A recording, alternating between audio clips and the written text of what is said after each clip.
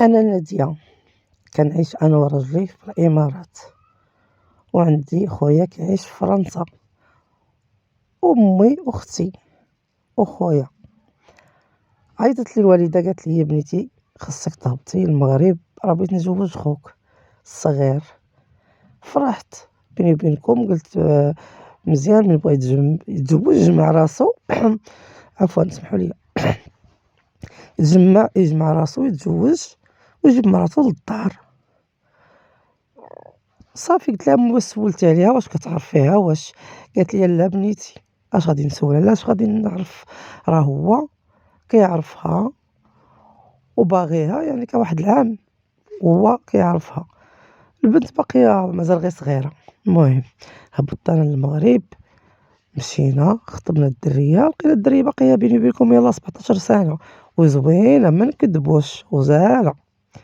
ايوا دروزنا العرس، جبنا الكادوات، نزلت انا وخويا لفرنسا ديريكت، انا وياه مقادين، هبطنا للمغرب درنا العرس للخوادري، داز كلشي بخير وعلى خير. السيده في الاول دخلات كنقولوا راهي باقا صغيره، كانت الوالده كتشقى هي اللي كدير كلشي، الوالده اللي مكلفه بالدار كامله. كنقول لها شي حاجه ولا تقول لها اختي اللي معاها في الدار شي حاجه عليها، تقول لها بنتي خليها باقي غير صغيره، بلاتي شويه السيده خرجت ولات كتوحم.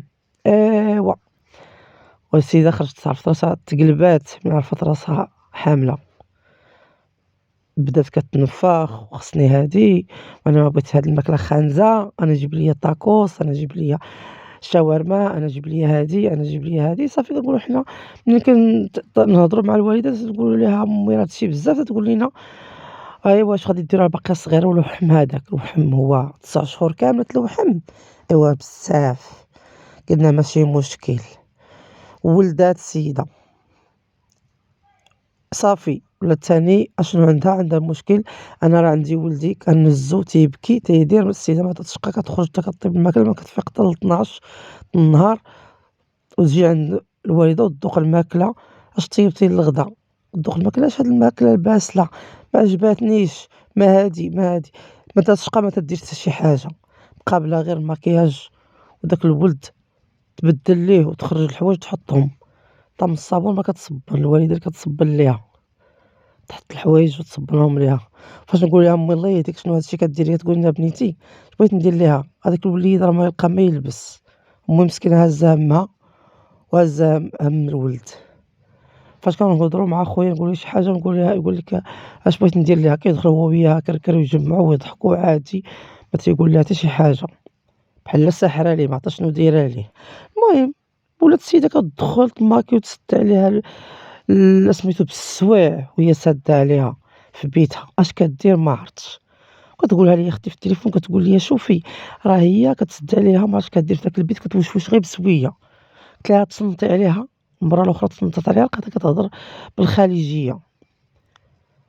فاش قالتها ليا تهز قلبي، حتى انا نسحب لي واش كتهضر مع راجلي، لان كانت عينها فيه كانت كدور به. واحد النهار خرجت لابسه شورت قصير بزاف طالقه الشعر ماكيه، وانا نقول لها لا راه كاين راجل في الدار هنايا. يقول الا كاين راجلك، قلت لها على ما بنتش لك راه راجلي كاين معايا فين بغيتي يمشي. قالت لي صافي. المهم تصنطات عليها، لقات السيده كتهضر بالخارجيه غير بالشوبيه.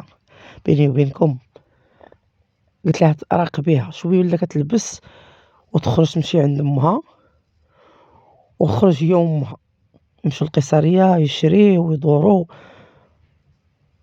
واختي شهر وهي اختي تبعهم مع السالب اشنو كيديروا فين كيمشيو. كتمشي للمستر كطيري الفلوس. انا قلت يما ربما يكون امها ما كيصيفط لها شي حد من عائلتها ولا شي حاجه كمسترنيو، كتمشي تشد فيه الفلوس. وطرنا السيده هي اللي كيصيفطوا لها الناس الفلوس. مشات ايام وجات يوم وبقات بحال هكاك. جيت انا قلت للراجل يا امي مريضه خصني ضروري نمشي نشوفها. قد عليا مسكين قال لي ما تعطليش، قلت ليه لا غير السيمانه ونمشي. جيت جلست نهار الاول نهار الثاني شعلت معاها، تخاصمت انا وياها.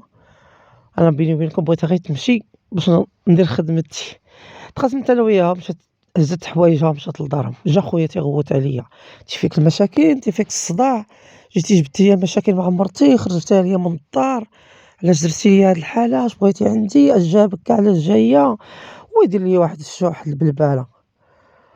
قلت ليه مرتك راه ولات كلشي راه هي على أمي، ومرتك ما كدير حتى حاجة في حياتها، فاش منين جبناها وهي غير سادة عليها في داك البيت، اش كدير الله أعلم، ألا لا ماشي شغلك فيها، ألا لا هادي، ألا أنا هي هزت هي حوايجها مشات لدارهم، خرج خويا، أنا باقية في الإمارات، عيطت لواحد مول كاميرات كيلصق كاميرات، مع دخلت خرجت هي عيطت ليه جا للدار، قلت ليه عرفت غدير، غادي البيت كلّه طوقوا ليا بكاميرات اللي ما يبانوش، ونصل ليا داكشي في التليفون عندي. دابا في الليل فاش كيدخل كيجي خويا وكيدخل هو وياها للبيت، أنا كنطفي داك التليفون ما تنشوف حتى شي حاجة، حيت هادوك الخصوصيات ديالهم هو وياها حياتهم، ولكن وسط النهار فاش كيكون خويا ما كاين وكتكون هي سادة عليها وكتبدا تهضر، أنا كنشعل الكاميرا، كنشعل التليفون كنبقى نتفرج اش كدير، كتبقى تهضر، ميساجات، أبيل فيديو، كضحك، تجمّع مع هادا وتقطع وتهضر مع الآخر، شوية تكون تكلم معاه وتقول ليه بلاتي راه خويا الكبير جا، وتقطع التليفون على اللي كتهضر معاه، تخرج عند الوالدة تاكل وترجع عاوتاني تقول ليها يلاه خرج خويا بغيت نتواصل معاك. المهم هانتوما عارفين داكشي ديال السواعدة الخارجيين، والسيدة صافي كتدخل تسد عليها بيتها تماكي تلبس شي حاجة قصيرة وتقعد تهضر مع هادا وتهضر مع هادا وتتجمع مع هادا، والفلوس السيدة وكيصيفطوا ليها في الفلوس. المهم وقاعدة كنتفرج، الصدمة اللي تهزيت فيها وتحطيت هي أنا ديك السيدة دايرة كاميرا وقادة التليفون حط الضو وفتحات صدرها ويلاه كتفتح في البيجامة وكتوريه السوتيامات بزازلها وكتوريه هكا وكضحك وكيكي.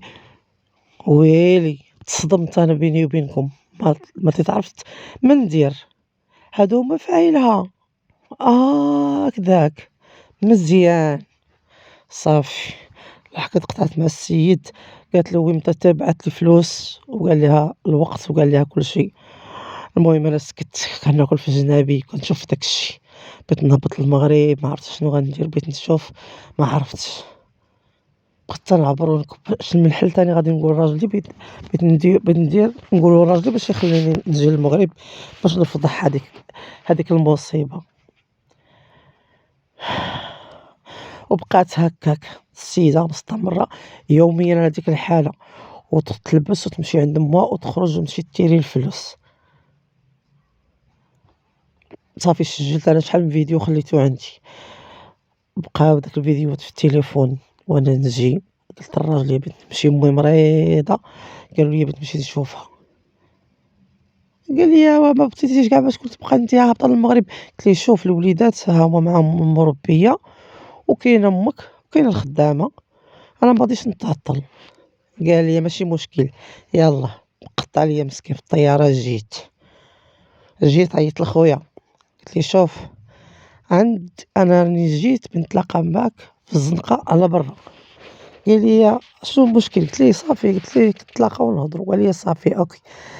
جا تلاقيت أنا وياه قلت ليه شوف غنقول لك واحد الحاجة، ما غادي دير حتى شي حاجة، تصنت ليها مزيان، عطيتو التليفون وقعد كيتفرج، هاناري على بنت الحرام، هاناري على الكلبة، أنا اللي مرتي أنا دايرة ليا هاد الشوهة وأنا ما عارف، هاناري على شوهتي، هاناري كيفاش أنتِ عرفتي هاد الشي؟ قلت ليه درت كاميرات ودرت، قال لي ما عندكش الحق أصلًا، قلت ليه دابا باقي كتهضر أنت على الحق، غادي نمشي نقتلها هادي، قلت ليه شوف ما تقتلها ما تقتلك، غادي تمشي معاها تفاهم معاها، ما تحط هاديك الحوتالة تحط فيها يديك، غتفاهم أنت وياها وغتقلع على داك الوليد تنازل عليه، وإلا ما بغاتها الفيديوهات عندنا ديال الخيانة ديالها نصيفطوها تربى في الحبس.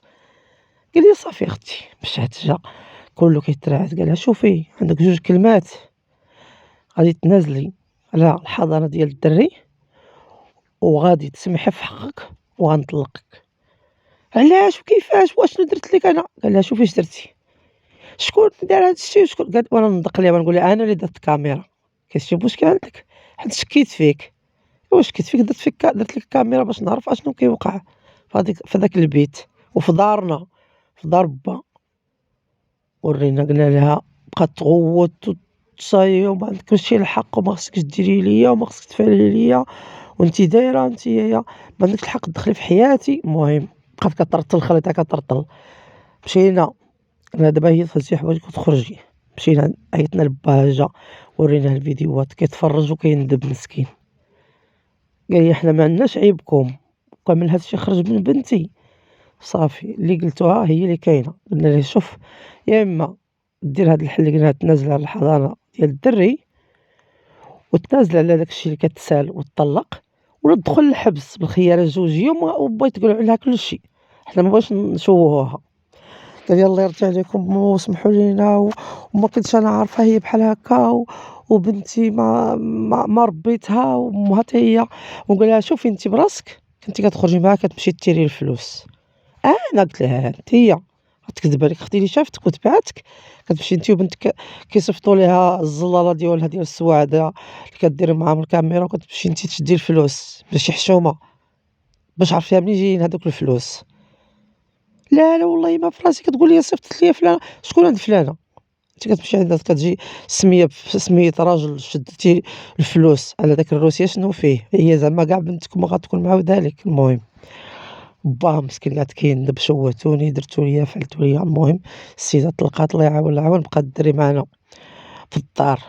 خويا بحكم مسكين أنه كيشد غير 60,000 ريال وساكن مع الوالدة ميقدرش يكري دار بوحدو وهي ديما كانت كتضرب على أنها بغات تعزل بوحدها باش دير اللي بغات بالاقيها راحتها في الدار عندنا. المهم طلقها الله يعاون العون مشات في حالتها. وبقى مرت خويا اللي في فرنسا كاينة عندها أختها في المغرب والله عمرها دار. قالت ليه الوالدة خويا واش بغيتي نشدها لك هاديك البنت راه ظريفة راه في الشكل وتربي لك ولدك وهكا وتوالم نتا وياها. قال ليها الوالدة اللي درتي فيها خير مع هو مرض من طلقها وبقى داك الشي مسكين وشحال جرات معاه الوالدة وداواتو وبقى مسكين واخا داك الشي بقى بحال متخوف من الزواج. قال اش غادي نقول لك الوالدة اللي درتيه أنا قابلو. قالت لي وليدي باش تكون بيك وبوليدك المهم مشينا عندها خطبناها قلنا لها الشرط الوحيد هي داك الدراري تهلاي فيه وأنتِ راكِ ساكنة مع الوالدة طيحي من الله. قالت لي لا ماشي مشكل. تزوجنا ودرنا العرس لخويا من جديد بخت مرت خويا وجبناها للدار وكانت بخير وعلى خير. ما كتخلي الوالدة دير يديها في الما ومهلية في داك الدري. وخويا تا هو كيقول لي أنا يلاه حسيت براسي بلي أنا راني تزوجت. أما في الأول راه كنت غير الضياع كيجي كيلقى الطياب وكيلقاو مهلي فمو والدار نقية الوليد نقي. حملت حتى هي وولدت وعاشوا بخير وعلى خير هو ومراتو جديدة. وبقات هاديك ملي جينا نسولو عليها ما عمرهاش فكرت في ولدها تسول فيه كي داير ولا واش عايش ولا ميت ولا مريض. ما عمرها سولت في داك الولد. ملي جينا نسولو عليها قال لنا راه مشات الإمارات وجات وكنت شتي الحالة اللي هي فيها. قالت لكم اللبس كيديروا السكن كيدايرينو الذهوبات من داكشي اللي كانت كدير مع السواعدة غير في التليفون ولات كتمشي عندهم مباشرة كتقضي أغراضها وكتجي ما عندهاش المشكل. إيوا داكشي ما كيدومش. خسرت راجلها وخسرت دارها وخسرت علاش. وخويا ساعدناه الحمد لله وكان بوحدو دار دويرتو وعايش بخير وعلى خير مع مرتو الجديدة وكيجيو عند الوالدة وكيشوفوها وكلشي داز بخير وعلى خير. قصة من هاد الشي اللي عاودت لكم غير باش تعرفوا ديك الطريق أنها راه ما زويناش وديك الطريق ديال الخيانة مع السواعدة وأنتِ مرا مزوجة لا داكشي ما خدامش وما كيدومش. كيدوم غير المعقول. ها هي مرت خويا الجديدة الحمد لله بخير وعلى خير ومن الناس والتعامل وكل شيء.